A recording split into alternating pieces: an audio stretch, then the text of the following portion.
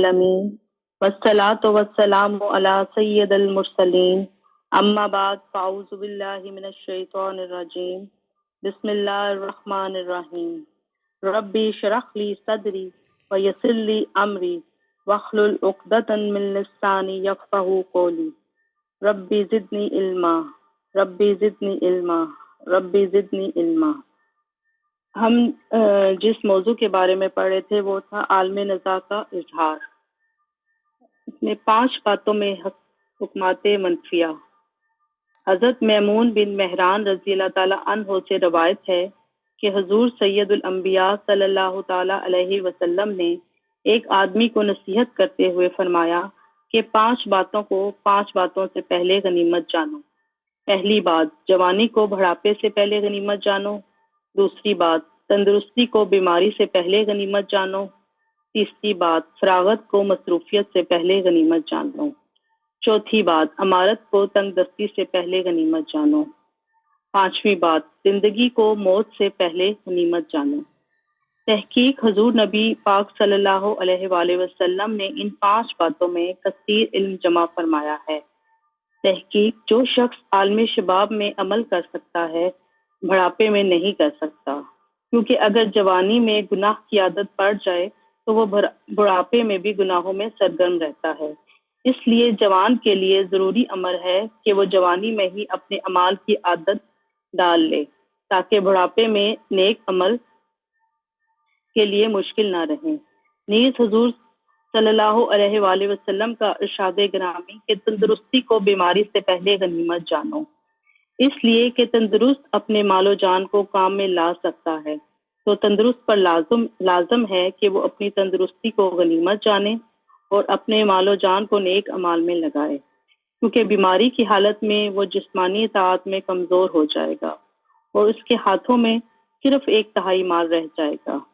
اسی طرح مصروفیت سے پہلے فراغت کا یہ مفہوم ہے کہ وہ رات کو فرصت میں ہوتا ہے جبکہ دن کے وقت مصروف ہوتا ہے۔ دن کو مصروف ہونا رات کو مصروف ہونے سے بہتر ہے کہ وہ رات کو فراغت کی حالت میں نماز ادا کرے اور دن کی مصروفیت میں خاص طور پر موسم سرما میں روزے رکھے، جیسا کہ ارشاد نبی صلی اللہ علیہ وآلہ وسلم ہے کہ موسم سرما مومن کے لیے غنیمت ہے، اس لیے کہ موسم سرما میں راتیں طویل ہوتی ہیں جن میں قیام کرتا ہے اور دن چھوٹے ہوتے ہیں جن میں وہ روزے رکھتا ہے، اور ایک روایت میں ہے کہ رات بہت طویل ہے، اسے خوب استراحت میں چھوٹا نہ کرو، اور دن روشن ہے، اس کو اپنے گناہوں سے اندھیر نگری نہ بناؤ۔ پھر فقیری سے پہلے امیری کو غنیمت جانو اور لوگوں کے مال کی طرف طمع نہ کرو۔ ارشاد نبی صلی اللہ علیہ وآلہ وسلم ہے کہ زندگی کو موت سے پہلے غنیمت جانو کا مفہوم یہ ہے کہ آدمی جب تک زندہ ہے تو وہ عمل کرنے کی طاقت رکھتا ہے، لیکن جب مر جاتا ہے تو اس کا عمل منقطع ہو جاتا ہے۔ اس لیے مومن کے لیے ضروری ہے کہ وہ فانی دنیا کی زندگی کو باطل نہ کرے اور زندگی کے باقی دنوں کو غنیمت جانے۔ ایک دانشور کا قول ہے کہ جس نے بچپن کھیلنے میں، جوانی مستی میں اور بڑھاپا سستی میں گزار دیا تو اس نے اللہ کے صحیح معنوں میں پوجا نہیں کی، یعنی بچپن بچوں کے ساتھ، کھیل جوانی غفلت اور بےہودہ باتوں میں اور بڑھاپا کمزوری میں گزار دیا۔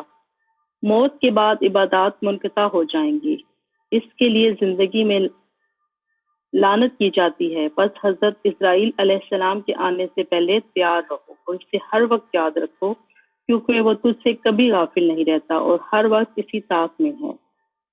ملک الموت ایک انصاری کے سر پر۔ حضرت علی مرتضیٰ شیر خدا رضی اللہ تعالیٰ عنہ سے روایت ہے کہ حضور صلی اللہ علیہ وآلہ وسلم نے ایک عیسائی مرد کے پاس حضرت اسرائیل علیہ السلام کو دیکھا تو آپ نے اس سے فرمایا کہ میرے صحابی سے نرمی سے پیش آنا، کیونکہ وہ ایماندار ہے۔ حضرت اسرائیل علیہ السلام نے بارگاہ نبی صلی اللہ علیہ وآلہ وسلم میں عرض کیا، یا رسول اللہ صلی اللہ علیہ وآلہ وسلم، آپ کو بشارت ہو، میں تو ہر ایماندار کے لیے نرم ہوں۔ واللہ یا رسول اللہ صلی اللہ علیہ وآلہ وسلم، جب میں بنی آدم کی روح نکالتا ہوں تو گھر والے روتے ہیں، تو میں کہتا ہوں کہ یہ رونا کیسا ہے؟ واللہ نہ تو میں نے ان پر ظلم کیا ہے اور نہ ہی اسے لے جانے میں اجرت کی ہے اور نہ ہی اس کی روح قبض کر کے ہم نے گناہ کیا ہے، لہٰذا تم اس حکم خداوندی پر راضی ہو جاؤ تو اس کا اچھا بدلہ پاؤ گے۔ اگر تم نے اس سے غلط تصور کیا اور رونا پیٹنا شروع کیا تو گنہگار ہو جاؤ گے۔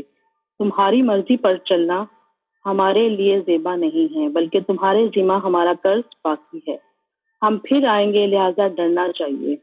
خشکی اور تری میں جہاں لوگ رہتے ہیں 24 گھنٹے ان کے چہروں کو دیکھتا ہوں، میں ان کے ہر صغیر کبیر سے واقف ہوں، بلکہ ان سے بھی زیادہ مجھے علم ہے۔ واللہ اگر میں چاہوں تو ایک مچھر کی روح قبض کر لوں تو میں اللہ کے حکم کے بغیر یہ قدرت بھی نہیں رکھتا۔ قبر کی حقیقت منفا۔ حضرت ابو سعید خدری رضی اللہ تعالیٰ عنہ سے روایت ہے کہ حضور سید عالم صلی اللہ علیہ وآلہ وسلم نے کچھ لوگوں کو ہنستے ہوئے دیکھا اور فرمایا کہ تم موت کو بکثرت یاد کرتے تو وہ تمہیں دنیاوی لذت اور ہنسنے سے باز رکھتی، جیسا کہ میں تمہیں دیکھ رہا ہوں۔ پھر فرمایا کہ موت کو بکثرت یاد کرو، موت لذات کو توڑنے والی ہے۔ نیز فرمایا کہ قبر جنت کے باغوں میں سے ایک باغ ہے اور جہنم کے گڑھوں میں سے ایک گڑھا ہے۔ حضرت سیدنا فاروق اعظم رضی اللہ تعالیٰ عنہ سے حضرت کعب رضی اللہ عنہ نے فرمایا کہ موت کے بارے میں کچھ بیان کیجیے، تو انہوں نے کہا موت ایسے کانٹے دار درخت کی طرح ہے جو ابن آدم کے پیٹ میں داخل کر دیا گیا ہے اور ہر کانٹا اس کے رگ و ریشے میں اپنی جگہ پکڑ لے، پھر کوئی طاقتور انسان اس درخت کو کھینچے جس سے اس کا کچھ حصہ تو ٹوٹ جائے، کچھ حصہ اندر رہ جائے۔ حضرت سفیان ثوری رحمۃ اللہ علیہ فرماتے ہیں علیہ کے بارے میں کہا جاتا ہے جب کبھی ان کے سامنے موت کا تذکرہ ہوتا ہے تو آپ کئی روز تک سراسیمی کے عالم میں رہتے، اور جب آپ سے کچھ دریافت کیا تو آپ فرماتے کہ مجھے علم نہیں۔ 3 اشیاء سے نافراموشی کا راز۔ ایک دانا کا قول ہے کہ دانشور کو 3 چیزیں کبھی فراموش نہیں کرنی چاہیے۔ پہلی چیز دنیا کا فانی ہونا اور اس کے قریب و جوار کا اجڑ جانا۔ دوسری چیز موت کو نہیں بھولنا چاہیے۔ تیسری چیز وہ آفات جن سے کوئی نہیں بچ سکتا۔ ہر 4 چیز کا آج کے لیے بس اتنا ہی ٹائم ہو گیا، تو آئندہ انشاءاللہ باقی پڑھیں گے۔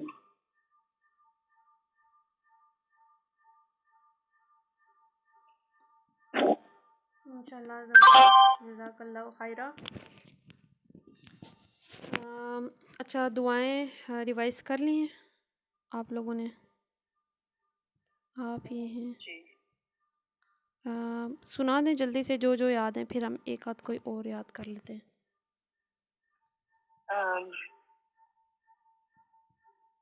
کہاں سے شروع کروں؟ جو لاسٹ والی؟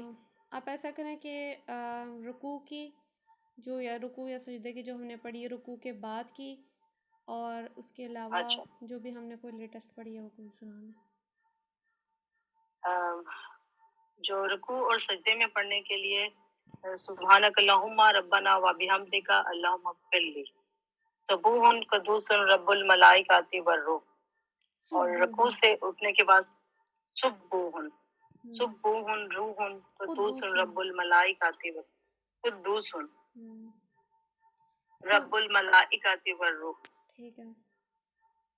اور جب رکوع سے اٹھتے ہیں سمی اللہ لمن حمدہ ربنا ولک الحمد حمدا کثیرا طیبا مبارکا فی، اور اس کے بعد جب 2 سجدوں کے درمیان رب اغفر لی اللہم اغفر لی ورحمنی واہدنی واجبرنی وعافنی وارزقنی فرافات، اور سلام پھیرنے سے پہلے اللہم انی اعوذ بک من عذاب القبر ومن عذاب جہنم ومن فتنۃ المحیا والممات ومن شر فتنۃ المسیح الدجال۔ سبحان اللہ۔ اور اس کے علاوہ لاسٹ میں ہم نے جو دعا یاد کی تھی، اللہم عافینی فی بدنی اللہم عافینی فی سمعی اللہم عافینی فی بصری لا الہ الا انت اللہم انی اعوذ بک من الکفر والفقر اللہم انی اعوذ بک من عذاب جہنم من عذاب القبر لا الہ الا انت۔ سبحان اللہ. اب دیکھیے کہ ہم نے جسٹ ہم تھوڑی تھوڑی دعائیں یاد کرتے رہے اور کتنی ساری ہوں گی ابھی تو، بلکہ کئی ساری ہم نے ابھی ریوائز کی بھی نہیں ہے.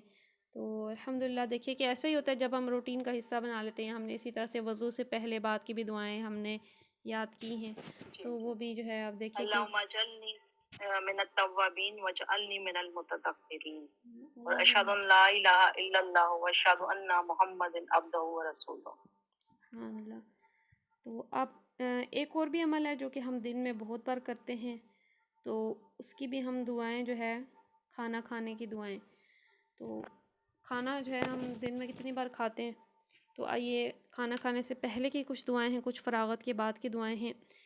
رسول اللہ صلی اللہ تعالیٰ علیہ وآلہ وسلم کا فرمان ہے کہ جب تم میں سے کوئی شخص کھانا کھانے لگے تو بسم اللہ ہی، اللہ کے نام کے ساتھ کھانا شروع کرتا ہوں کہنا چاہیے. جامعہ ترمذی میں ہے. اور ویسے دیکھیے کہ کوئی بھی نیک و جائز کام ہے اس سے پہلے آپ آغاز میں بسم اللہ الرحمن الرحیم پڑھ سکتے ہیں، تو وہ بھی اس میں بھی یہ دعا آ جاتی ہے بسم اللہ ہی. اور اگر شروع میں کہنا بھول جائے تو اسے کہنا چاہیے بسم اللہ فی اولہ و آخرہ. اللہ کے نام کے ساتھ کھانا شروع کرتا ہوں، اس کے شروع میں اور اس کے آخر میں. یہ ایک ہی حدیث کا پارٹ ہے کہ اگر کوئی کھانا کھانے سے پہلے پڑھے تو بسم اللہ پڑھے، اور اگر درمیان میں پڑھے، کھانا کے درمیان میں یعنی وہ اس نے سٹارٹ کر دیا، وہ بھول گیا ہے کہ میں نے بسم اللہ تو پڑھی نہیں تھی، تو بسم اللہ فی اولہ و آخرہ. تو ویسے ہم نے جو یاد کی تھی بسم اللہ اولہ و آخرہ، تو لیکن ایگزیکٹ حدیث میں جو یہاں سے بتائی گئی ہے وہ ہے بسم اللہ فی اولہ و آخرہ. درمیان میں کہیں یاد آ جائے، یہاں تک کہ کہا جاتا ہے کہ اگر ایک نوالہ بھی آپ کا رہ گیا ہے اور آپ کو اب یاد آیا بسم اللہ پڑھنا، تو تب بھی آپ یہ دعا پڑھ لیں کہ بسم اللہ فی اولہ و آخرہ. بسم اللہ فی اولہ و آخرہ. تو یہ دعا ہے. اس کے علاوہ اگر کوئی آپ کو کھانا کھلائے تو ویسے آپ لوگ کوشش کریں پہلی دو دعائیں یہ تو آسان سی ہی ہیں. تو آگے اگر کوئی ہمیں کھانا کھلائے تو ہمیں اس کو کیا کہنا چاہیے، چھوٹی سی ہیں، چلیں یاد کر لیتے ہیں. رسول اللہ صلی اللہ تعالیٰ علیہ وآلہ وسلم کا فرمان ہے جسے اللہ تعالیٰ کھانا کھلائے اسے کہنا چاہیے اللہم بارک لنا فیہ وَأَطْعِمْنَا خَيْرًا مِّنْهُ. اے اللہ ہمارے لیے اس میں برکت عطا کر اور ہمیں اس سے بہتر کھلا. تو اس دعا میں اللہ تعالیٰ سے دعا مانگتے ہیں کہ جو ہم کھا رہے ہیں ہمیں اس میں برکت دے. جامع ترمذی سے یہ دعا ہے اللہم بارک لنا، اے اللہ برکتیں عطا فرما لنا ہمارے لیے، فیہ اس میں، وَأَطْعِمْنَا اور ہمیں کھلا، خَيْرًا مِّنْهُ اس سے بھی بہتر. تو دیکھیے کہ کتنی اچھی دعا ہے. ایک تو جو کھا رہے ہیں آلریڈی اس میں برکت کی دعا مانگ رہے ہیں، اور پھر یہ بھی کہہ رہے ہیں کہ اللہ ہمیں اس سے بھی بہتر کھلا. تو اچھا کھانا، پاک کھانا، یہ جو ہے اللہ تبارک و تعالیٰ نے اس کا حکم بھی قرآن میں ارشاد فرمایا ہے. قرآن میں جو ہے جگہ جگہ آپ ایک سے زیادہ جگہ جو ہے یہ لکھا ہے کہ اللہ تعالیٰ نے جو پاکیزہ چیزیں حلال کی ہیں ان کو کھاؤ اور پیو اور اس کا شکر ادا کرو، کھاؤ اور پیو اور حد سے نہ بڑھو. اس طرح سے کئی ساری آیتیں جس میں اللہ تبارک و تعالیٰ نے خود ایک حکم ارشاد فرمایا کہ جو پاکیزہ چیزیں اس نے تمہارے لیے حلال کی ہیں ان کو کھاؤ. تو اب اس میں دیکھیے کہ ہم کھا بھی رہے ہیں، دعا بھی مانگ رہے ہیں برکت کی، اور پھر یہ بھی کہہ رہے ہیں کہ اللہ ہمیں اس سے بہتر کھلائے. تو یہ بہت بہترین طریقہ ہے اللہ کا شکر ادا کرنے کا. جب بھی ہم کھانا کھائیں تو ہم اللہ کا شکر ادا کریں. یہ حالانکہ یہ ایک دعا ہے، ویسے تو فراغت کے بعد کی جو دعائیں حدیث میں وہ ہم آگے پڑھیں گے، وہ ہم چلیں کل یاد کر لیں گے.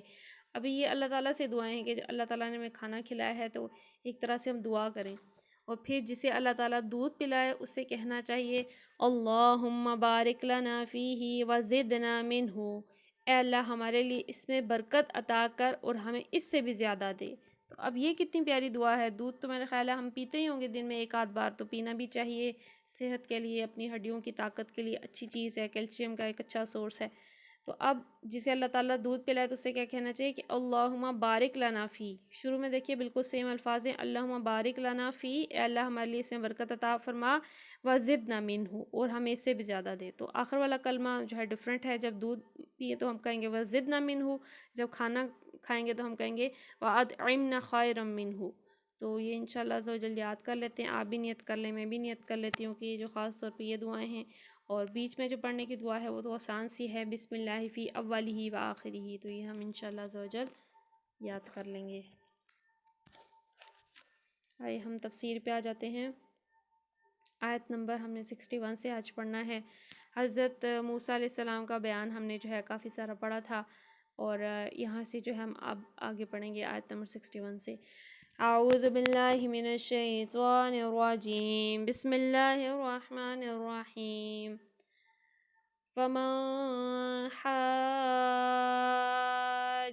فيه من بعد ما جاءك من العلم فقل تعالوا ندعو أبناءنا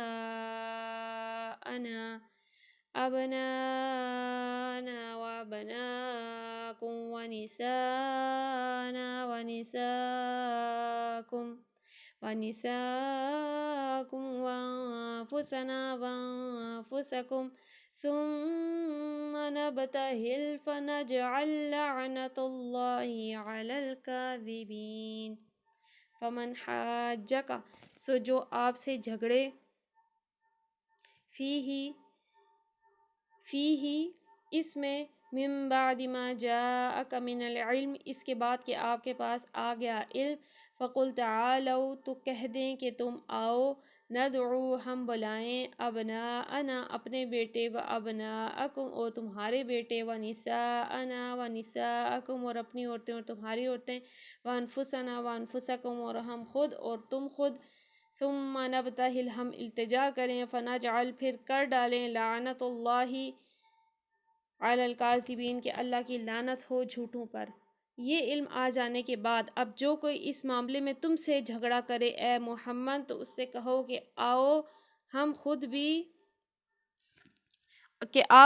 اور تم خود بھی آ جائیں اور اپنے اپنے بال بچوں کو بھی لے آئیں، اور خدا سے دعا کریں کہ جو جھوٹا ہے اس پر خدا کی لعنت ہو۔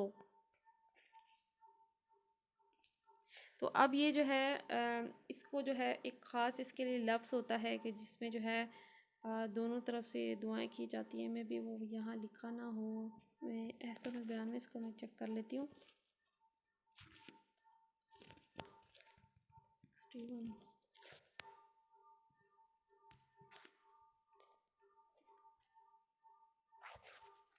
ہاں، مباہلہ، تو یہاں پہ احسن البیان میں لکھا ہے اس کو مباہلہ کہتے ہیں۔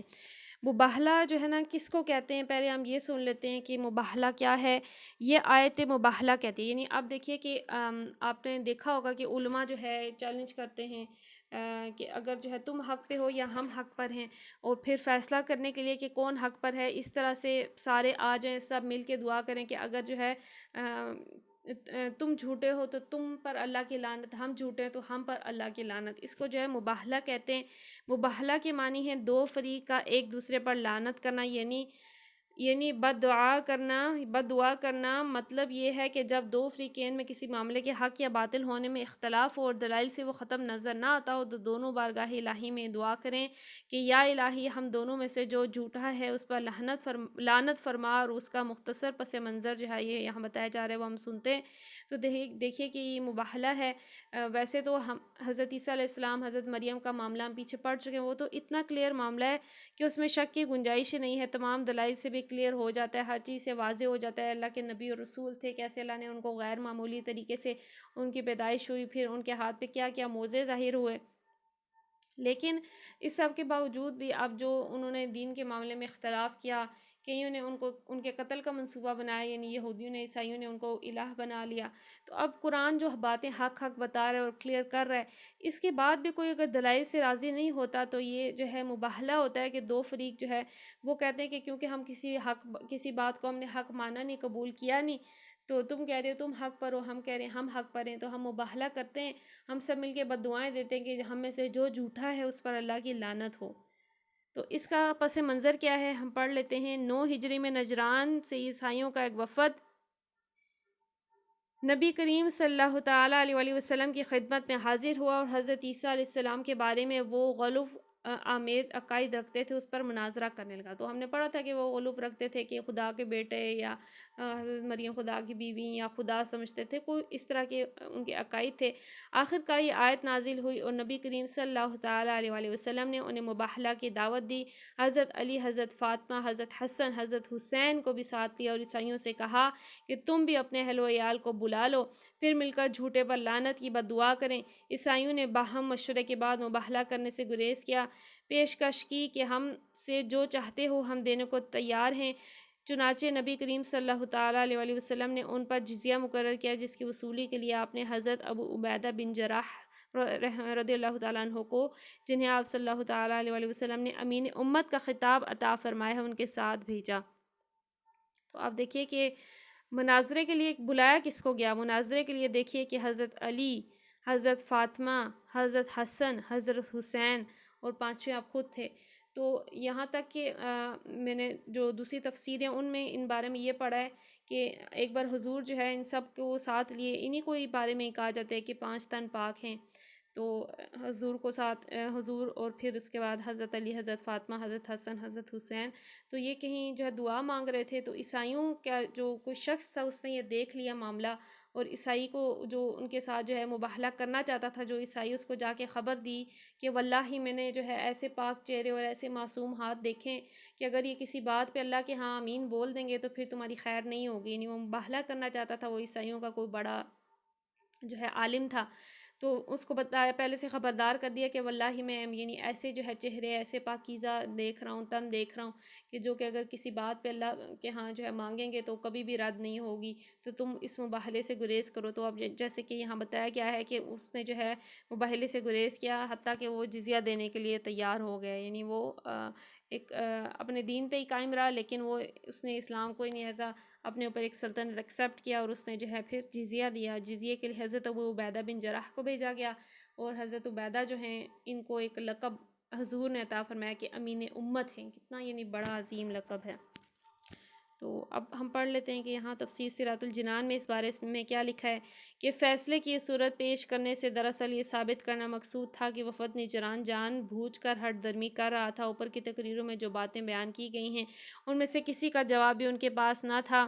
مسیحیت کے مختلف عقائد میں سے کسی کے حق میں وہ خود اپنی کتب مقدسہ کی ایسی سند نہ پاتے تھے جس کی بنا پر کامل یقین کے ساتھ یہ دعویٰ کر سکتے کہ ان کا عقیدہ امر واقعہ کے عین مطابق ہے اور حقیقت ان کے خلاف ہرگز نہیں ہے۔ پھر نبی کریم صلی اللہ تعالیٰ علیہ وآلہ وسلم کی سیرت، آپ کی تعلیم، آپ کے کارناموں کو دیکھ کر اکثر اہل وفد اپنے دلوں میں آپ کی نبوت کے قائل بھی ہو گئے تھے، اور یا کم از کم اپنے انکار میں متزلزل ہو چکے تھے۔ اس لیے جب ان سے کہا گیا کہ اچھا اگر تمہیں اپنے عقیدے کی صداقت کا پورا یقین ہے تو آؤ مقابلے میں دعا کرو کہ جو جھوٹا ہے اس پر خدا کی لعنت ہو، تو ان میں سے کوئی اس مقابلے کے لیے تیار نہ ہوا۔ اس طرح یہ بات تمام عرب کے سامنے کھل گئی کہ نجرانی مسیحیت کے پیشوا اور پادری جن کے تقدس کا سکہ دور دور تک رواں ہے، دراصل ایسے عقائد کا اتباع کر رہے ہیں جن کی صداقت پر خود انہیں کامل اعتماد نہیں ہے۔ تو اوبیسلی انہوں نے غلوف کیا، خود ہی انہوں نے غلط عقائد بنائے، ان کو الہ بنایا۔ اب وہ ان کو خود بھی اس پر کامل یقین نہیں تھا، اور ان کو خود بھی جو ہے قرآن کے اعجاز دے کے ان کو سمجھ آ گیا تھا کہ کلام حق ہے، اور پھر جس طرح سے حضرت عیسیٰ کے بارے میں، حضرت مریم کے بارے میں کھول کھول کے بیان کیا گیا، تو اس سے ان کو کلیئر تو ہو گیا تھا۔ تو اب جو ہے وہ جان بوجھ کے ہٹ درم بنے تھے۔ دیکھیے کہ کفر جنہوں نے بھی کیا جان بوجھ کے کیا تھا، حق کے واضح ہو جانے کے بعد کیا تھا، تو اب انہوں نے جو ہے جب مباہلہ کی قرآن کے ذریعے سے دعوت دی گئی تو انہوں نے اس کو قبول نہیں کیا۔ آیت نمبر 62، إن هذا لهو القصص الحق وما من إله إلا الله وإن الله لهو العزيز الحكيم۔ إن هذا لهو، اور بے شک یہ یہی ہے، القصص الحق، بیان سچا، وما من الہ، اور نہیں کوئی معبود، الا اللہ، اللہ کے سوا، وَإِنَّ اللَّهَ، بے شک اللہ، لَهُوَ الْعَزِيزُ الْحَكِيمُ، وہی غالب حکمت والا ہے۔ یہ بالکل صحیح واقعات ہیں، اور حقیقت یہ ہے اور حقیقت یہ ہے کہ اللہ کے سوا کوئی خداوند نہیں ہے، اور وہ اللہ ہی کی ہستی ہے جس کی طاقت سب سے بالا اور جس کی حکمت نظام عالم میں کار فرما ہے۔ تو اب جو ہے ہر چیز جب کلیئر ہو گئی، کلیئر بیان ہم نے الحمدللہ سن لیا، تو اب اللہ تبارک و تعالیٰ اس کتاب کے حق میں گواہی دے رہے ہیں کہ یہ واقعات جو ہم نے تم سے بیان کیے ہیں یہ سب بالکل حق ہیں، بالکل درست ہیں۔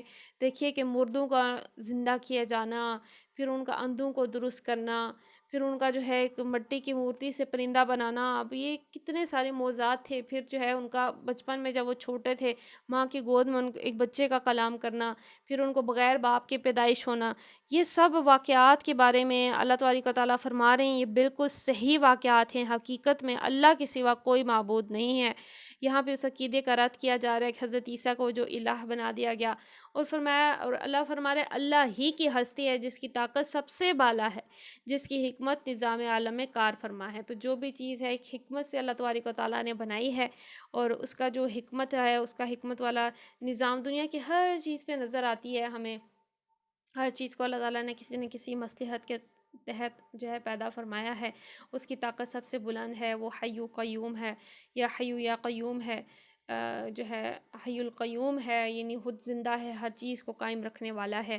اور اس میں اس کا ہم نے عظیم نام العزیز الحکیم پڑھا ہے، عزت والا ہے، غالب ہے، حکمت والا ہے۔ آیت نمبر 63، فَإِن تَوَلَّوْا فَإِنَّ اللَّهَ عَلِيمٌ بِالْمُفْسِدِينَ۔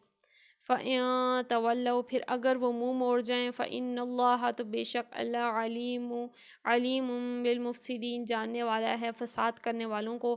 پس اگر یہ لوگ اس شرط پر مقابلے میں آنے سے منہ موڑیں تو ان کا مفسد ہونا صاف کھل جائے گا، اور اللہ تو مفسدوں کے حال سے واقف ہے ہی۔ تو اب دیکھیے کہ مفسد کہتے ہیں فسادی کو، اب وہ لوگ فسادی تھے جو کہ حق کو قبول نہیں کر رہے تھے، حالانکہ سب سے پہلا حق تھا کہ وہ اہل کتاب ہیں، جو بھی یہودی عیسائی ہیں اہل کتاب ہیں، وہ جانتے ہیں نبی و رسولوں کا آنا یہ اللہ کی سنت رہی ہے، اور وہ اس کلام کے اعجاز سے بھی سمجھ گئے تھے یہ حق ہے، پھر ان کے باطل عقائد جو ہے وہ بھی اس میں درست کیے گئے تھے۔ تو اب حق تو یہ تھا کہ وہ اس کو قبول کرتے، لیکن اب اللہ تبارک و تعالیٰ فرما رہا ہے کہ اگر یہ جو ہے نہیں آتے اور نہ ہی جو ہے حق بات قبول کرتے، نہ ہی یہ مباہلے کے لیے تیار ہوئے، تو ان کا مفسد یہی جو ہے کافی ہے بات کہ وہ لوگ حق پہ نہیں تھے، وہ لوگ غلط رستے پہ تھے، اور وہ لوگ مفسد تھے، اور اللہ تبارک و تعالیٰ فرما رہا ہے کہ وہ تو ان کے حال سے واقف ہے۔ اللہ تبارک و تعالیٰ یقیناً جو ہے علیم ہے، حکیم ہے، وہ ہر ایک کے حال سے واقف ہے، ہر ایک کے دلوں کی بات جانتا ہے، اور ہمارے دلوں کی بات بھی وہ جانتا ہے۔ اللہ تبارک و تعالیٰ سے دعا کرتے ہیں ہمیں ایمان والے گروہ میں شامل فرمائے، ہمیں حق کو قبول کرنے والے گروہ میں شامل فرمائے۔